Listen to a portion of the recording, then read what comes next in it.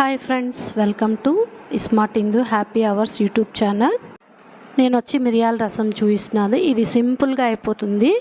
ఇది పిల్లలకు కానీ పెద్దవాళ్ళకి కానీ వేసుకొని తింటే డైజెషన్ అనేది చాలా హ్యాపీగా ఉంటుంది. సింపుల్ మెథడ్లో నేను మీకు చేసి చూపిస్తున్నాను. చాలా టేస్ట్ బాగుంటుంది. ఒక్కసారి ట్రై చేయండి. ముందుగా చిన్న నిమ్మకాయ అంతా చింతపండు తీసుకొని చిన్న గ్లాస్ వాటర్ వేసి 2 నిమిషాలు అనేది పొయ్యి మీద పెట్టి ఉడకనిస్తే చాలా క్విక్గా చింతపండు అనేది సాఫ్ట్ అయిపోతుంది. ధనియాలు, జీలకర్ర, మిరియాలు 1 స్పూన్ తీసుకోండి.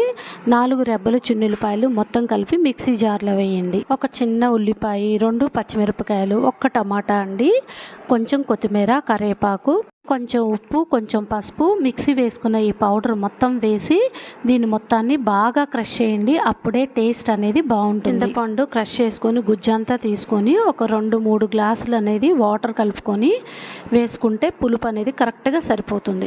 పోపు కోసము కొంచెం ఆయిల్, 1 స్పూన్ నెయ్యి అనేది వేసుకొని తాలింపు గింజలు, చున్నులపాయలు అనేది క్రష్ చేసుకొని వేసుకోండి. టేస్ట్ కూడా చాలా బాగుంటుంది. 2 ఎండుమిర్చి, ఇంగువ అనేది వేస్తే టేస్ట్ అనేది చాలా బాగుంటుందండి. కొంచెం ఇంగువ కూడా వేసినాక అది పోపు వేగినాక ఇది మొత్తం దానిలో వేసేసి మీడియం ఫ్లేమ్లో ఒక మరుగు అనేది రానివ్వండి. ఇలా మరుగుతున్నప్పుడు స్టవ్ అనేది ఆఫ్ చేసేయండి. హెల్తీ టేస్టీ మిరియాల రసం రెడీ.